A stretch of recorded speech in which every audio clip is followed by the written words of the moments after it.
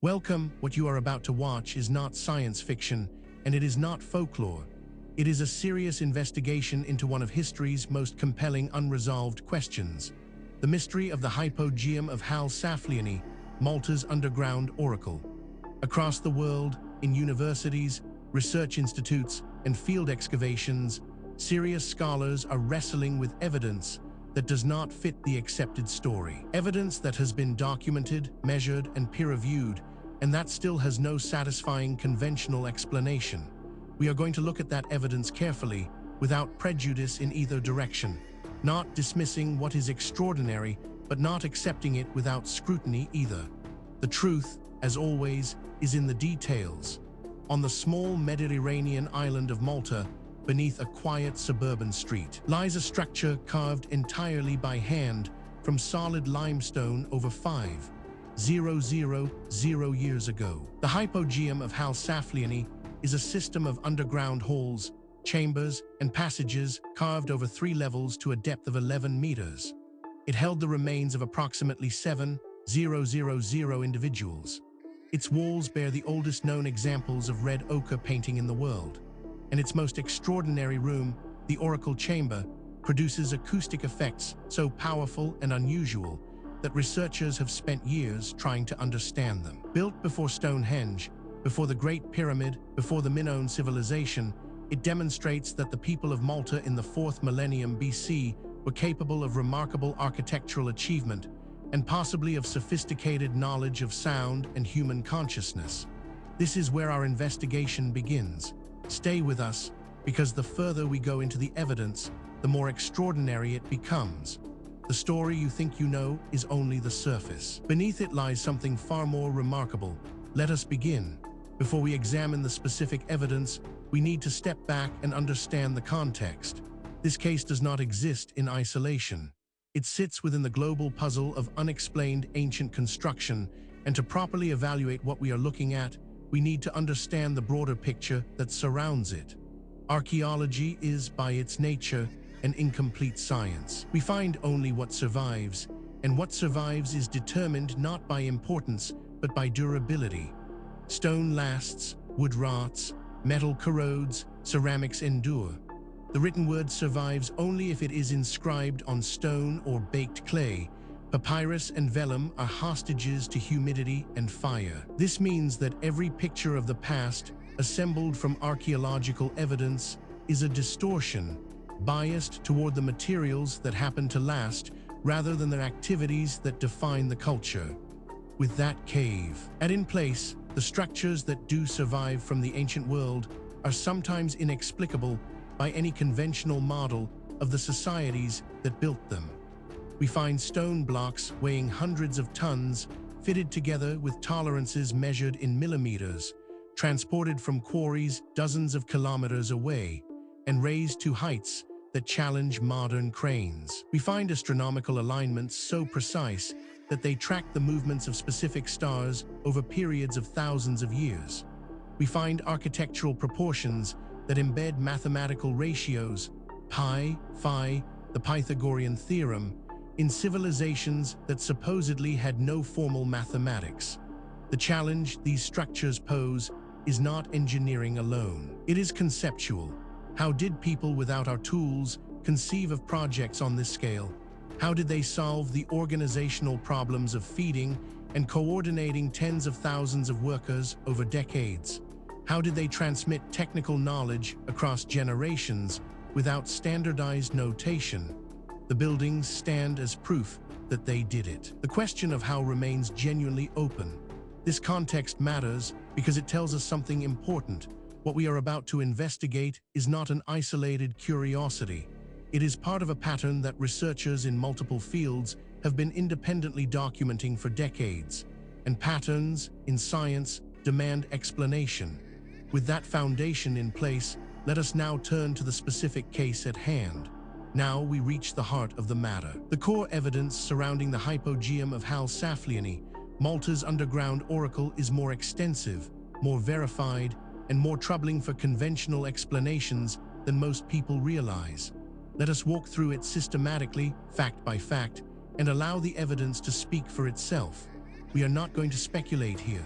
Every point that follows is documented in peer-reviewed publications, official archaeological records, or government archives that are publicly accessible. The question is not whether these facts are real. The question is what they mean. Consider this first extraordinary detail. The hypogeum was excavated from solid coral limestone using only stone tools between approximately 3,600 and 2,500 BC. The structure mirrors the above-ground megalithic temples of Malta in its architectural forms, suggesting the underground space was designed to replicate or complement the sacred architecture of surface temples. This single data point, if taken in isolation, might be set aside. Anomalies happen, instruments malfunction, researchers make mistakes, but as we continue, you will see that this is not an isolated anomaly. It is part of a consistent and documented pattern. But that is only the beginning. Researchers also discovered the three levels served different purposes. The upper level was primarily used for burial. The middle level contained the most carefully finished chambers, including the oracle chamber and the Holy of Holies.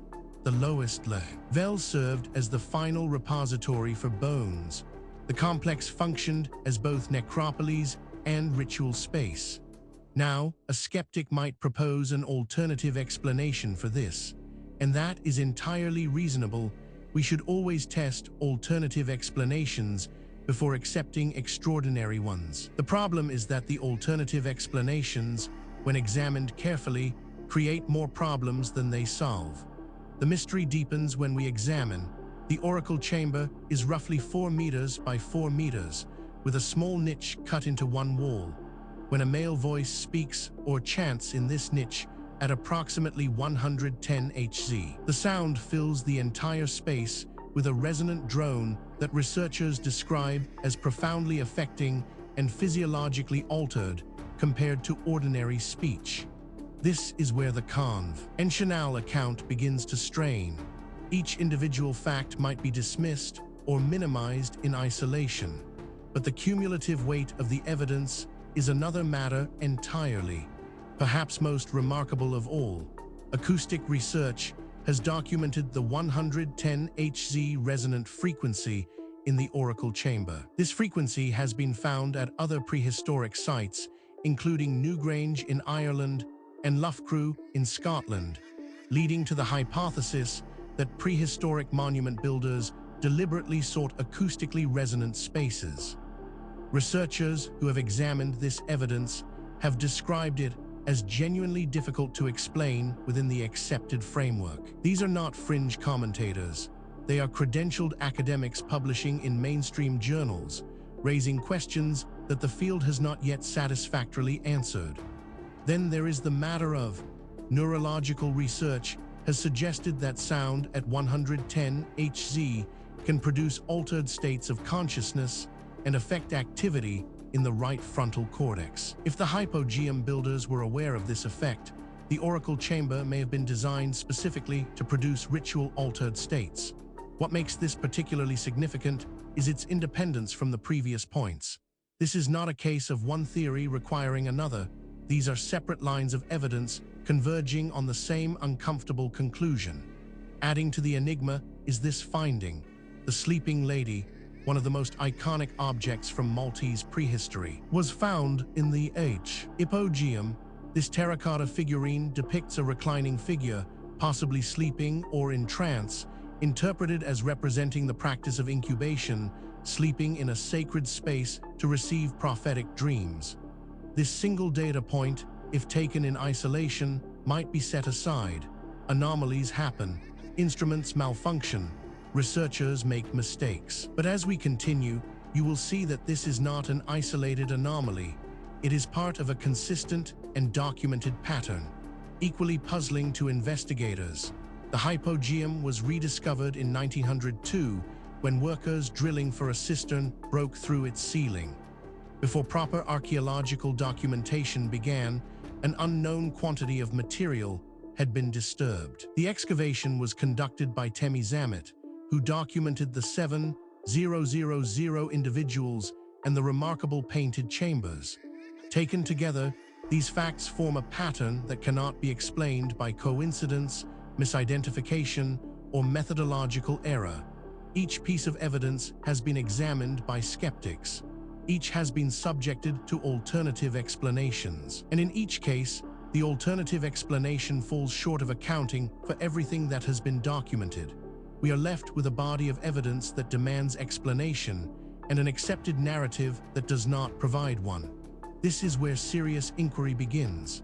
Now that we have established the evidence, we need to examine the theories that researchers have proposed to explain the Hypogeum of Hal Saflieni, Malta's underground oracle. This is where the debate becomes most intense, because the theories reflect not just different interpretations of the same evidence, but fundamentally different assumptions about what is possible and what the past looked like.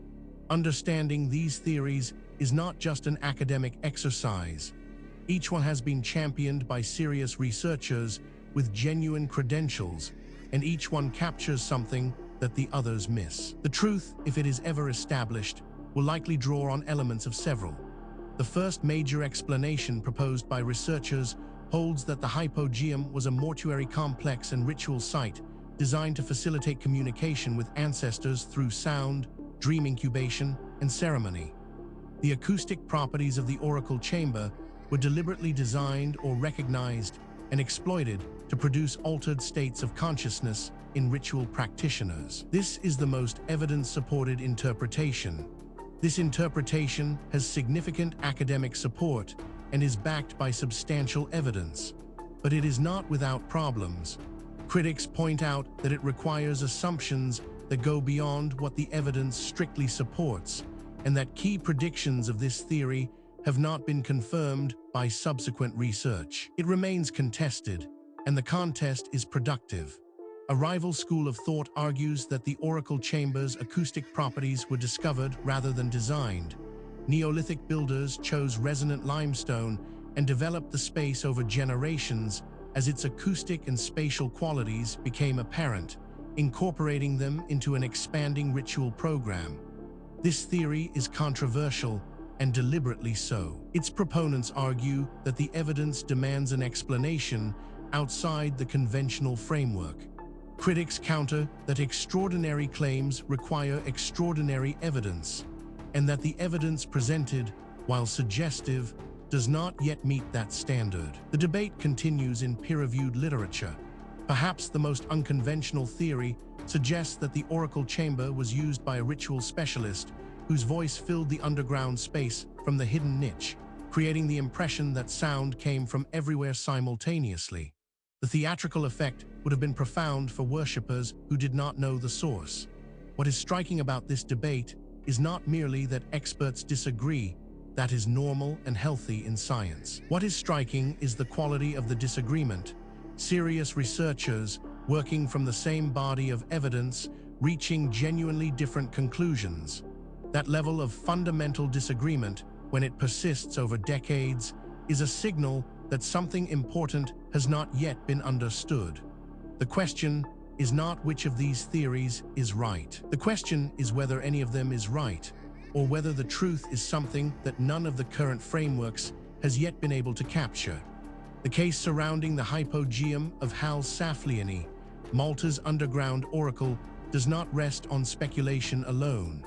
What distinguishes this investigation from pure mythology is the existence of documented, physical, verifiable evidence, material that has been examined by credentialed researchers and whose authenticity is not seriously disputed. What is disputed is its interpretation. Let us review the most significant documented evidence as objectively as possible. We are not going to cherry-pick the data that supports a preferred conclusion.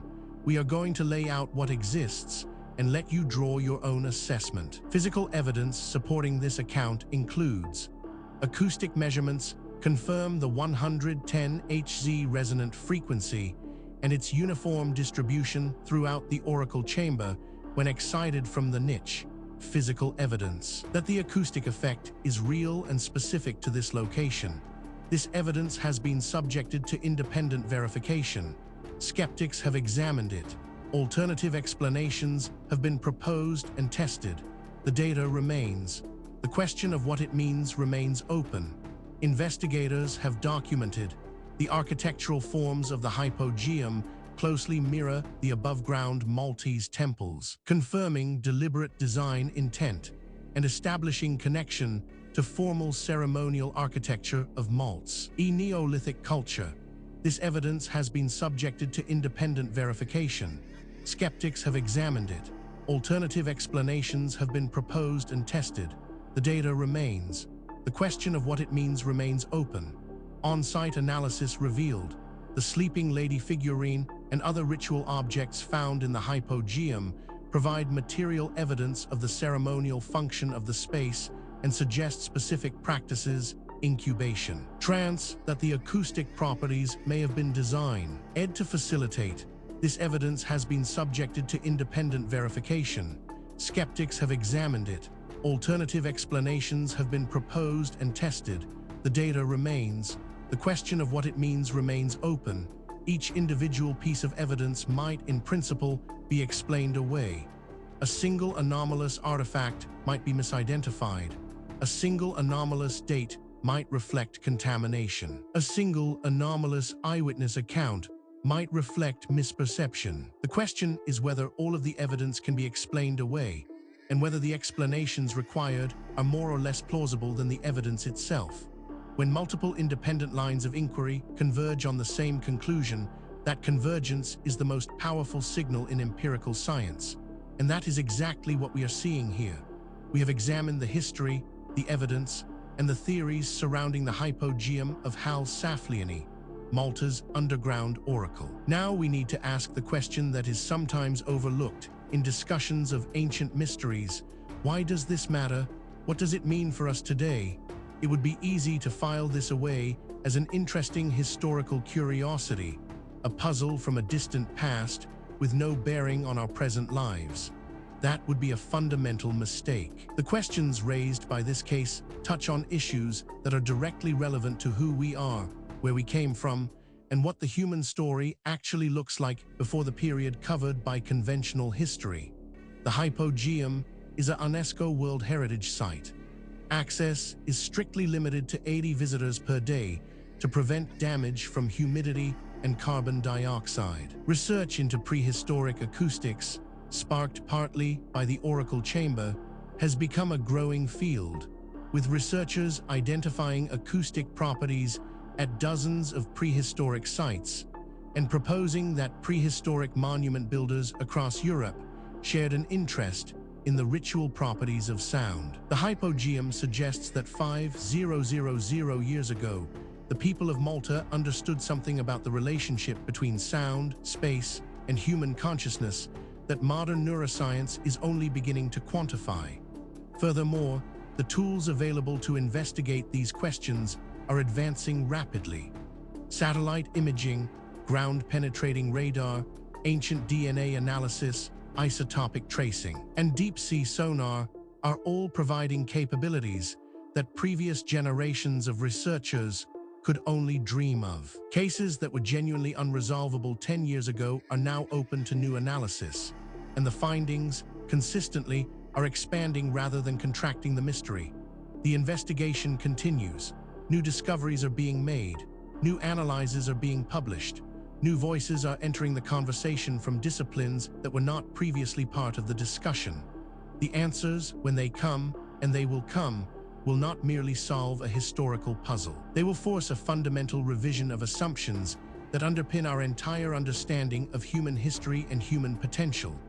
We have now walked through the complete case of the Hypogeum of Hal Saflieni, Malta's underground oracle, from the historical record, through the physical evidence, across the competing theories, and into the modern significance of what remains unresolved. What the story of Hypogeum ultimately reveals is not just a historical puzzle. It is a mirror. It reflects our assumptions back at us, our assumptions about what ancient people were capable of, about how knowledge is gained and lost across the centuries, and about the relationship between what we know and what we merely think we know. The evidence presented in this documentary is real. The questions it raises are genuine, The debate among researchers is ongoing, and that is healthy. Science is not a set of conclusions. It is a process. And the process requires that we remain open to evidence that challenges what we thought we knew, however uncomfortable that challenge might be. If you came to this documentary as a skeptic, we hope the evidence gave you something to think about. If you came as a true believer, we hope the critical examination gave you a more nuanced picture. The truth, as always, lies in the evidence, not in what we want to be true. Thank you for watching. If this investigation sparked your curiosity, please subscribe to the channel. We publish new documentaries every week, covering the full range of historical mysteries that the mainstream has not yet adequately explained. Leave a comment below telling us which case you want us to investigate next. The conversation continues. The investigation never ends.